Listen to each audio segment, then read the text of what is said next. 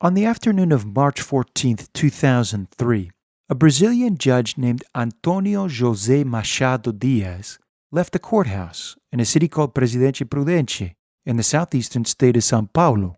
Antonio Machado, or Machadinho, as the people like to call him, was one of the judges responsible for the vast São Paulo state prison system. Since São Paulo had close to a third of all Brazil's prison population at the time, Antonio's job was difficult.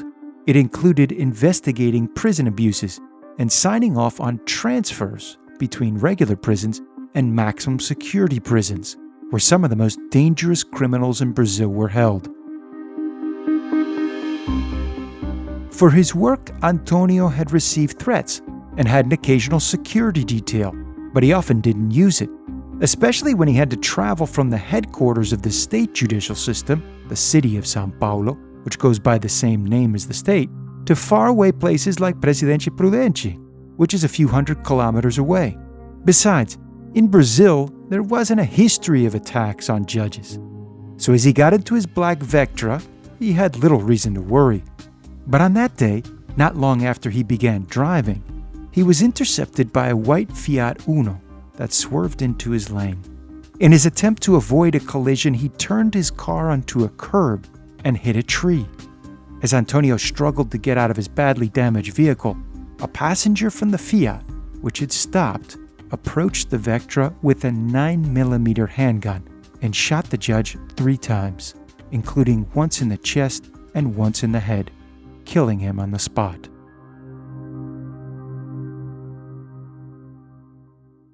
Meanwhile, back in the city of São Paulo, another judge, Ivana David, was in her office.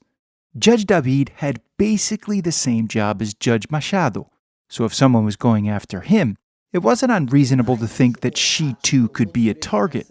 Years later, Ivana told me she remembered the moment she found out about her colleague's death. It was almost like it was yesterday, she said. It was about 6 or 7 in the evening, and a call came through. "Are you sitting down?" "Yes," she said. "I'm sitting at my desk." Something terrible has happened. Judge Machado has just been assassinated. "What?" Ivana said. The person on the other end of the phone relayed the gruesome details. The crash, the body slumped over the steering wheel, the coup de grace. She was stunned. She later collected herself, but she knew something had changed for the worse. Something was different now. As she told me, she had never felt the power of a criminal act so personally and so profoundly. Foi a primeira vez que a gente sentiu essa força tão grande. A motivação não tem nada a ver com a facção. Welcome to Inside Crime's podcast, where we investigate from the ground up to help you understand how organized crime works in the Americas. I'm your host, Stephen Dudley, Inside Crime's co-director. In this episode, we talk to Ivana David, a Brazilian judge who has had a front-row seat to the creation and the evolution of the region's largest criminal organization, O Primeiro Comando da Capital, or PCC as it's known for its Portuguese acronym. The judge has spent her life trying to combat the forces responsible for the group's incredible rise to power, and has some unexpected takeaways from that journey.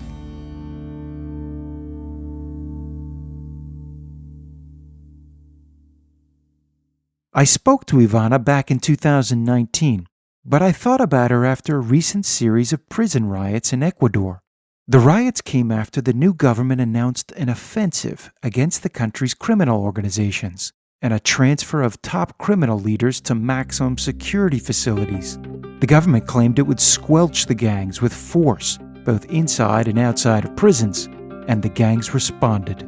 Ecuador roiled by violence as gangs and terror groups stir up chaos. The latest outbreak of violence in Inmates Ecuador. and rival gangs using machetes and grenades. Nearly 120 people killed. It is the latest in a series of deadly riots inside Ecuador's prisons. Has declared a state of emergency to deal with a wave of riots and crackdown. You could be forgiven for asking, what's happened to Ecuador? They overran prison blocks in various parts of the country and took numerous guards hostage, as well as burned cars in the streets and ransacked a television channel while it was broadcasting live. This is the chilling moment. Armed men stormed the set of a public TV channel in Ecuador, firing off guns and waving apparent explosives. Ecuador's most well-organized criminal gangs got their start in prisons. They have since become the base from which they can coordinate criminal activities, pay bribes to police, politicians, judges, and prosecutors, and launch full-on sophisticated assaults on rivals and the state.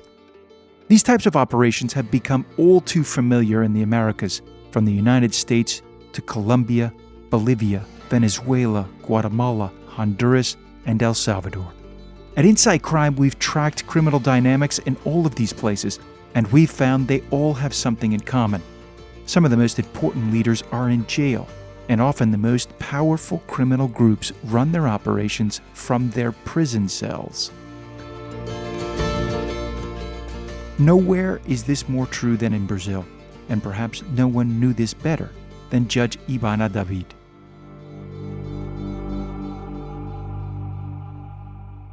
Ivana told me she first noticed something different was happening in the prisons around the year 2000. At the time, she was working as a judge for internal affairs. Se o preso revelasse qualquer tipo de lesão, eu como juiz eu tinha que chamar esse preso para saber o que aconteceu. When a prisoner was beaten or tortured and filed the formal complaint, Ivana would go to the jails and get that inmate's testimony directly. E eu era a única mulher. She was the only female judge at the time, and close to 30 years old. Você imagina eu com 30 anos a menos, uma menina. But she said she didn't have any problems. The key, she said, was treating the prisoners with respect and never hiding what her function was, administering justice. Nunca tive problema com preso. Preso nunca me desrespeitou. As she talked to the inmates, she realized something was happening. One group was kidnapping new prisoners and holding them for ransom inside the prisons. That group, she found out later, was the PCC. O primeiro comando da capital. Prison gangs in Brazil had a peculiar history. During Brazil's last military dictatorship, between 1964 and 1985, the jails were filled with political prisoners who were mixed with criminals. Ivana told me the two mingled, and soon the criminals were developing an ideology that centered on prisoners' rights and improving prison conditions. Out of this came the country's prison gangs. The first of them was known as Comando Vermelho, or Red Command, which emerged in the prisons of Rio de Janeiro in the 1970s. Que também nasce de envolvimento de presos comum com presos políticos na Ilha Grande. 10 years later came the PCC, whose birth is traced to a prison uprising in 1992 in what was then the country's largest prison system in the state of São Paulo. Os presos fizeram fogueiras e queimaram roupas e colchões. Toda a região foi cercada. Quando a polícia resolveu agir, o resultado foi trágico. In the brutal crackdown that followed, at least 111 inmates were killed. A maior chacina de presos em todo o mundo. Out of this came a group, the Comando da Capital, the Capital Command. It organized around fighting what it called the oppressors. This meant the government, of course, but also society writ large, which they felt had excluded them. The ideology struck a chord, not just inside prisons, but in huge parts of Brazil, a country that is one of the most unequal on the planet, and a place where repression and police killings are commonplace. They drew up a constitution and a set of rules. This included prohibiting rape and sexual assault in the prisons. But it wasn't just about protecting each other. They also enveloped you like a family would. New initiates were baptized. They called each other brother, and like blood relatives, they required a lifetime commitment. They were also violent. From the beginning, anyone who crossed them got killed. In 1993, they organized a soccer match with a rival gang. But instead of playing, they ambushed the opposing team, then cut off the heads of their leaders before leaving them on the pitch. Shortly thereafter, they changed their name to Primeiro Comando da Capital, or the First Capital Command. The PCC quickly expanded, and by the time Ivana started hearing about them, although the government did not officially recognize them yet, they were committing horrendous acts of violence against any would-be rival. Então a gente começa a ver as mortes. Eu lembro que a primeira She said that vez at one prison, she saw a severed head without the eyes, perched on a flagpole. A hora que eu entrei, eu vi no mastro uma cabeça colocada no lugar da bandeira. The PCC would also cut out the tongues of alleged snitches, she said, and even extracted the hearts of their enemies. As Ivana told me, if you had no heart, then you weren't fit to be a member. It was a symbol of their control and a very effective terror tactic. Uma das marcas dessa facção é, por exemplo, tirar o coração. The terror gambit worked, and soon the PCC had taken control of nearly the entire prison system of the state of São Paulo. Evidence of this came in February 2001, when the PCC launched what it called the Mega Rebellion, taking over 29 prisons at once. Tudo começou no final do horário de visitas. A rebelião terminou 9 horas depois. O movimento seguia as ordens do primeiro comando da capital. The Mega Rebellion was a sign that the PCC was moving to stage 2, that of direct confrontation with the government. Authorities had finally begun talking openly about the criminal group and targeting its most lucrative criminal activities, namely bank robberies. In the process, it had arrested the person who later would become its leader, Marcos Williams Herbas Camacho, alias Marcola, an infamous bank robber. It was Marcola, Ivana said, who had organized the hit against her friend and colleague, Judge Antonio José Machado Diaz, as he drove from Presidente Prudente to São Paulo on March 14, 2003. A motivação não tem nada a ver com a facção. A motivação tem a ver com a execução da pena do irmão do Marcola. Ivana said the attack was personal.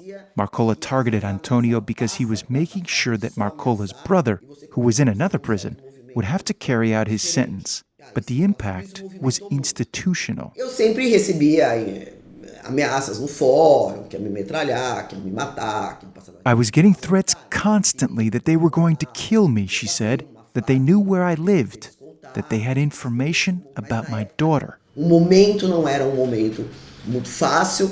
Era a primeira vez historicamente que se matava um juiz no estado de São Paulo. It was a very difficult time because they had never killed a judge in the state of São Paulo, which is Brazil's most populous state. But it was about to get worse. As Ivana and other authorities amped up their efforts to control the PCC inside the prisons, with transfers and isolation of certain prisoners, the criminal organization amped up its efforts to squeeze the government on the outside. Ivana said she started receiving a constant barrage of threats. De tudo quanto é jeito. Ligavam no fórum, ligavam em casa, era um inferno. They called her work, her house. It was hell, she said. We didn't have cell phones, we had beepers, but still, they sent threats, she said, even dropping notes under the door. The government, however, kept pushing. It isolated more leaders and announced that it was transferring some 750 PCC members to different prisons. The PCC responded, orchestrating a series of riots inside the prisons and attacks across the city of São Paulo, beginning on Mother's Day 2006. Escutas telefônicas revelaram que a organização criminosa planejava realizar rebeliões em diversos presídios durante o Dia das Mães. Over the next few weeks, 59 law enforcement were gunned down. The gang behind the police murders is believed to be Brazil's notorious First Capital Command. The government's response was even more brutal. At least 505 civilians were killed. A later investigation by a prominent state university said that of these civilian deaths, 118 were killed in so-called confrontations with police, while another 88 were killed by masked and unmasked vigilantes. It was as if, even amidst the PCC-led uprising, the government was reinforcing the PCC's argument that they were the oppressors of the people. Sao Paulo's long been known as a violent city, but the fear is that this recent spate of murders might be the beginnings of an undeclared civil war between organized crime and the police. Ivana took a different lesson from the events. For her, This was proof that the PCC would not be confined to operating behind the walls of the prisons. Aos muros do presídio. Soon, their domain would be the entire country. During the time the PCC was first expanding, prisons in the Americas were going through a massive transformation. Following the lead of the United States, which had successfully lowered violence and criminality, in part by incarcerating people at some of the highest rates in the world, countries all over the region began jailing suspected criminals and convicted prisoners at unprecedented rates. Between the years 2000 and 2010, the incarceration rates doubled in El Salvador and Venezuela. In Colombia, they went up by 60%, in Ecuador by 50%, and in Brazil during the same time period, the incarceration rate went up by 100%. But while they were adding prisoners, these governments were not adding personnel, infrastructure, or measures to deal with the newly incarcerated at nearly the same rate. Prison gangs exploded, and so did the violence inside prisons. The MS-13 and the 18th Street gangs in El Salvador, for example, fought numerous bloody battles for control of the prisons where they were held. In response, the government split the gangs, moving them into their own separate prisons. With their de facto respite secure, the gangs got stronger. In Brazil, the authorities tried the opposite strategy. They sent the PCC to other states or kept them mixed in the general population, thinking they could dilute their power. This plan also backfired. The PCC spread at an alarming rate. A few years after the 2006 Mother's Day uprising, Ivana began traveling to different parts of the country where, to her surprise, she found the gang's tentacles reached hundreds of kilometers from their birthplace. Então eu fui para Bahia, por exemplo. Fiquei mês na Bahia. One of her first stops was the northeastern coastal state of Bahia. There she spoke to numerous PCC members in prisons. Lá já tinha facção. E como? One of them, she said, had been released or escaped, then recaptured in Bahia. And almost like a missionary, the PCC member had evangelized his fellow inmates with the PCC gospel. No to the state oppression. Yes to protection from your new family. Many of them, she said, had become members of the PCC. Eu fui para Bahia, eu fui para o Rio de Janeiro e já tinha. When she visited other places, she found the same thing. From Rio de Janeiro in the south to the Amazon up north, the PCC was spreading throughout the country. The PCC won over inmates in many ways that went well beyond their ability to inflict gruesome acts of violence on their rivals. E nessas audiências, quando os presos vinham conversar comigo, eles começavam a contar. The prisoners told her how they had to pay a tax on the inside, and how that translated into a kind of support network on the outside. If the wife of a PCC member was pregnant, for example, then the PCC would give money for a taxi to get her to the prenatal checkup. For those of us who've not been in prison, it's difficult to fathom how important it is for prisoners to feel like their family is taken care of on the outside, and how important it is for them to maintain connections to that world from the inside. The PCC understood this perfectly and harnessed these feelings to their advantage. Ele garante para o preso que vai cuidar da sua família. They not only paid small expenses, they also facilitated visits and regulated security during those visits to make sure no one was assaulted or worse. Over time, the organization set up what they referred to as sintonias, or committees. The PCC has committees for nearly everything.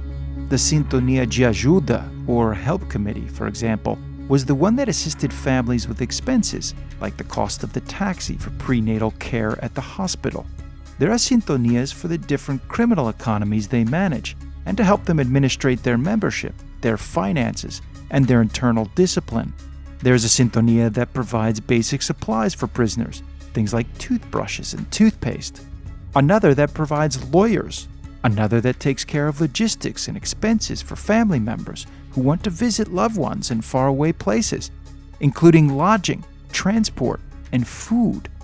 As Ivana told me, they take care of both the emotional and the financial needs of the prisoners. The PCC also has a peculiar way that it manages its factions. From the beginning, as a counter to Brazil's vast inequities between the rich and the poor, and a response to the oppressive way the state administered justice, it espoused what it called igualdade, or equality. What this means in practice is that the organization is more horizontal than hierarchical. When someone breaks a rule, it holds debates, or a form of court proceedings, where a group of prisoners decides the outcome and the penalty. The PCC rotates leaders frequently inside and outside of the prisons and seeks to forge consensus rather than issuing top-down directives.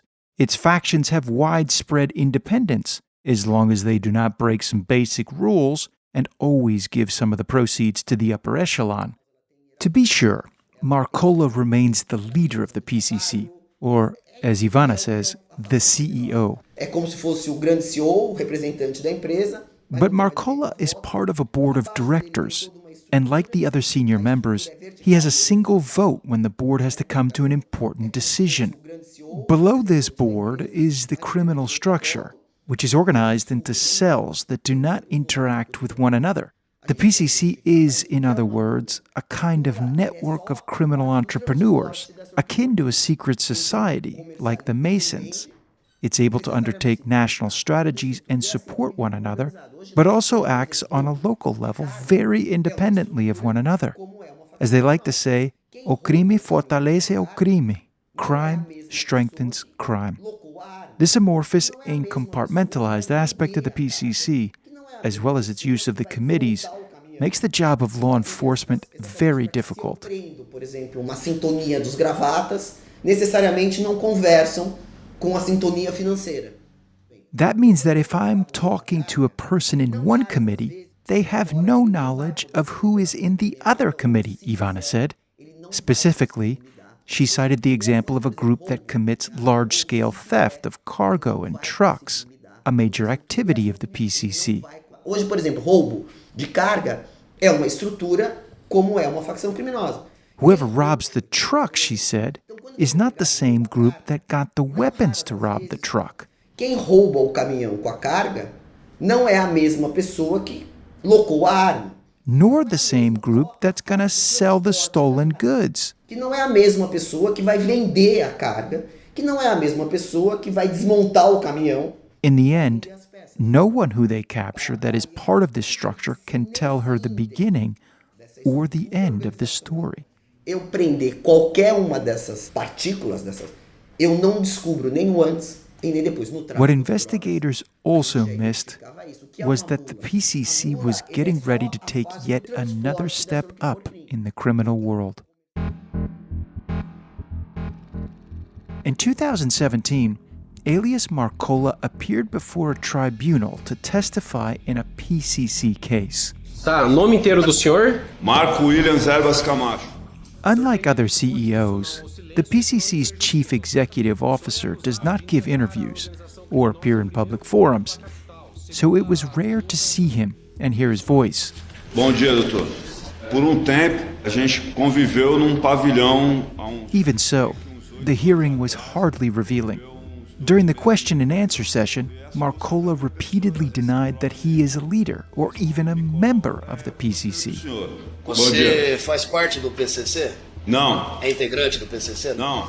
While he admitted he knew who the PCC leaders were, he claimed that his conversations with them happened because they were in a dispute and that he was defending himself and his family. Eu tenho 3 filhos pequenos para criar, eu tenho que ter responsabilidade com a minha família. E era isso que eu fazia. Só que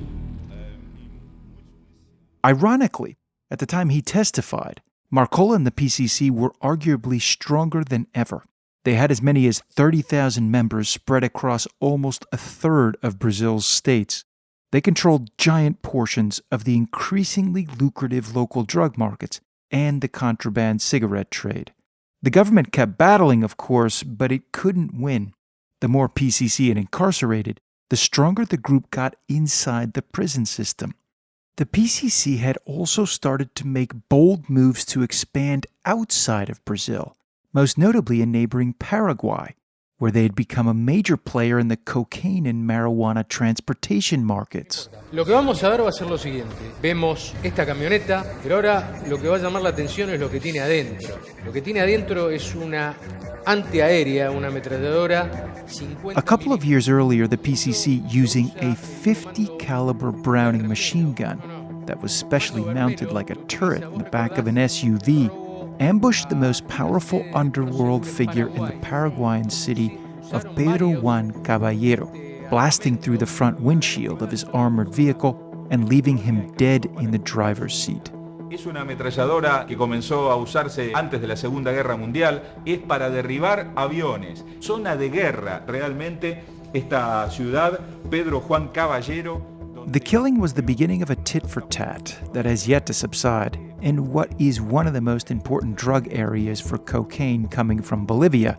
Besides, throughout Brazil, fights have broken out between various prison gangs, who themselves are vying for many of the same criminal economies and trafficking corridors along the border. Many of these gangs rose to power using the same basic and highly effective formula that the PCC had employed: violent, sometimes even savage action in order to secure power, and social and financial incentives to keep that power. But few can do it as well as the PCC. In the prisons that it dominates, for example, violence between inmates drops, and the group has extended its influence to the street, where in the areas it has hegemony, violence also goes down precipitously. In many of these places, as Ivana told me, the PCC is the de facto police, and no one wants to get in trouble with the police. Eu tenho caso que é interessantíssimo. Indivíduo foi vítima de roubo da sua motocicleta. She said she once had a very interesting case where someone came to her to report that his motorcycle had been stolen.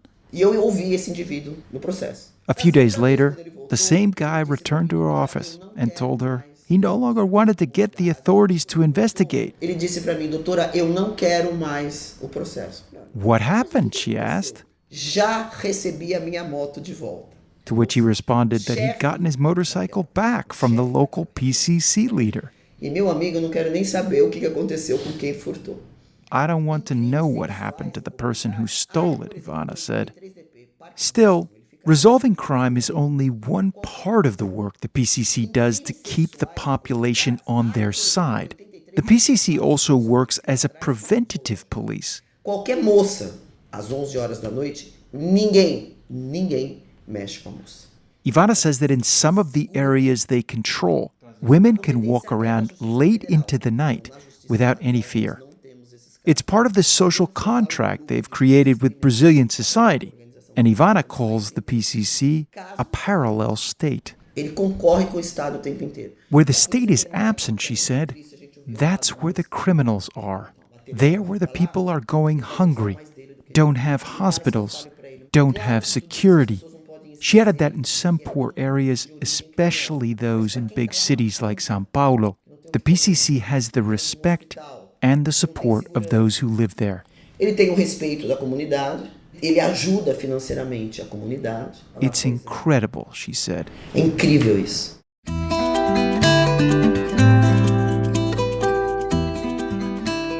But what may be more incredible is that after 30 years as a judge, in which she's seen tragedies like the murder of her friend and colleague Judge Machado, and after 25 years of watching the PCC go from a handful of small-time jailhouse kidnappers and bank robbers to the largest criminal group in the hemisphere, she still believes in justice. While many in Brazil, as well as throughout the region, push for hard-line strategies in the face of such challenges, she says that these strategies are not the solutions. E prender não vai acabar nunca com a violência. Killing them, locking them all up, is not going to solve the violence, she said. Se fosse assim, estava fácil. Fecha os presídios e constrói cemitério. If it was so easy, then let's just close the prisons and build cemeteries, she added. O desafio não é tão simples assim. O desafio é maior. Our challenge is much greater, Ivana said. We have to teach people to be different, that we can all be different. I think that's what's needed. É ensinar para cidadão que ele pode ser diferente, que ele pode se sustentar, que ele tem a chance de ser melhor. Eu acho que é isso que falta.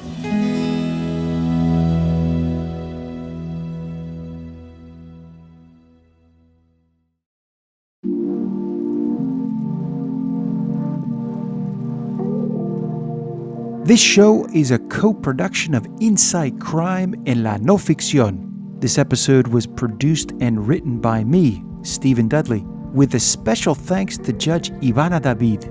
Our editors are Lisa Roldan and Tomás Uprimny. Fact-checking by Christopher Newton. Our sound designer is Valentina Fonseca, and our graphic designer, Isabella Soto.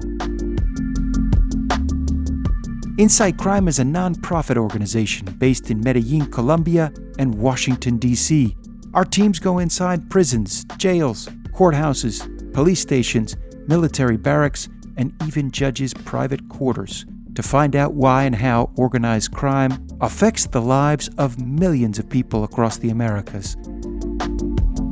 If you think these stories are important, consider making a donation. Every little bit helps, and will go directly to reporting these types of stories. We'll be back in a couple of weeks with a story about a former guerrilla soldier who died in prison after trying to forge a truce between El Salvador's vicious gangs. See you next time.